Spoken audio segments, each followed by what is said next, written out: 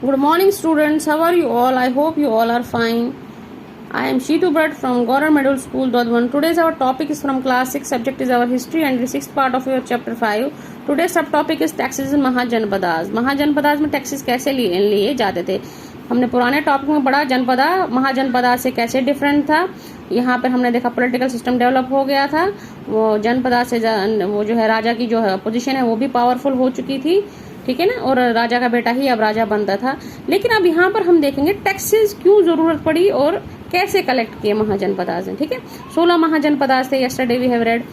तो finance resources हर system के लिए इम्पोर्टेंट होते हैं. आजकल भी अगर हमें कोई भी सिस्टम या कोई भी बिजनेस चालू करना हो, स्कूल चलाना हो या हमें शोरूम खोलना हो, मॉल बनाना हो, कुछ भी हमें नया बिजनेस स्टार्ट करना हो, छोटे से छोटा बड़े से बड़ा, हमें फाइनेंसिस की जरूरत पड़ती है. फाइनेंस जरूरी है ना, मनी जरूरी है, पैसा जरूरी है.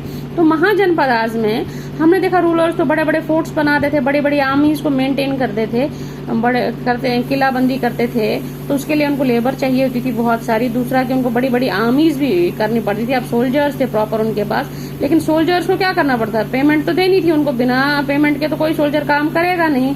यहाँ जो लेबर फोर्ट बनाएगा वो भी बिना पैसों के तो काम करेगा नहीं. तो ये परेशान हो गए, हम इनको कैसे मेंटेन करेंगे.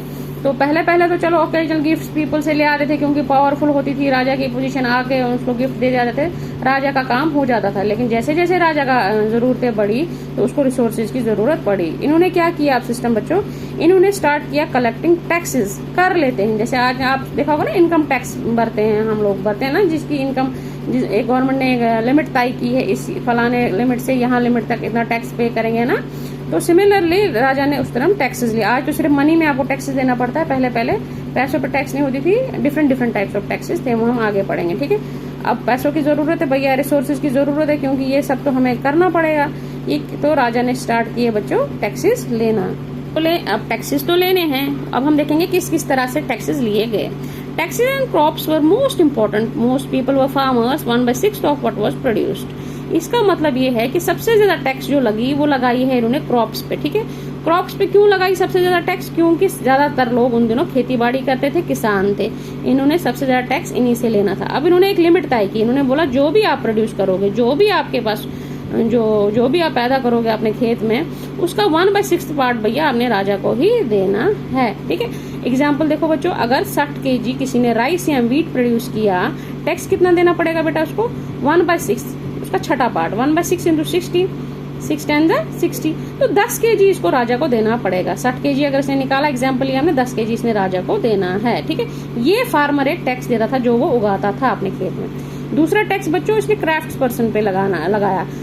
क्राफ्ट पर्सन हो गए, वीवर वगैरह हो गए, गोल्ड स्मिथ वगैरह हो गए, पेंटर हो गया, है ना, जो प्लम्बिंग हो गए, जो क्राफ्ट को जानते होंगे, पेंटर हो गया. तो उनसे कैसे लेते थे ये, उनको ये नहीं ना बोलते आप जो भी कपड़ा सपोज किसी का सिल रहे हो उसमें से आधा काट कर हमको दे दो, वैसा टैक्स नहीं. इनको बोला हमें आपकी लेबर चाहिए. टैक्स आपकी लेबर में, लेबर का मतलब आपका दिन हमें चाहिए. आप हर महीने you have to work for 1 day per month. हर महीने में एक दिन आपको हमारे लिए काम करना पड़ेगा टैक्स के रूप में. तो क्राफ्ट्समैन क्या करता था, एक महीने में उसको राजा के पास जाना था. राजा का जितना भी काम होता था किसी भी रूप में जो क्राफ्ट्समैन कर सकता था वो उसे काम लेता था. हर्डर्स, चरावे, वर एक्सपेक्टेड टू पे taxes in the form of animal and animal produce. अब जो चरवाहे थे, जो एनिमल्स को चराते हैं ना, उनसे भी टैक्स लिया गया. टैक्स किस फॉर्म में ले गया, एनिमल्स या एनिमल प्रोड्यूस के बारे में. एनिमल्स में कैसे, सपोज करो कि उसके पास काउज, ये है काउ हैं, गोट्स हैं, ये शीप हैं. तो शीप को सपोज उनको आर्मी के लिए खाना चाहिए, उनको मीट की नीड है, वो उनको बोलते हैं आपके पास 50 शीप हैं, 10 शीप हमको दे दो. या आपके पास 50 काउज हैं, 50 काउज में का मिल्क अब हमको, आपकी काउज अगर 100 लीटर दूध देती है तो उसमें से आपको 30 लीटर हमको देना है. तो इस तरह से इनसे टैक्स लिया जाता था. Taxes on goods brought and sold to trade. अब जो तिजारत करते थे, ट्रेडर्स जो होते थे ना, उनको बोला गया जो आप यहाँ से गुड्स होता है बेटा सामान. ठीक है.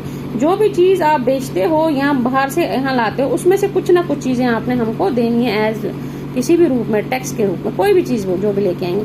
अब hunter gatherers also provide forest produce to the raja. Hunter gatherer जो थे, हमने देखा जो अभी भी जो है वो अभी अर्लीस्ट मैन जैसे करता था ना, हंटिंग एंड गैदरिंग, जानवरों को मारकर वो अपना पेट भरता था, या गैदर जो फ्रूट्स जो है रूट्स जमा करके अपना पेट भरता था।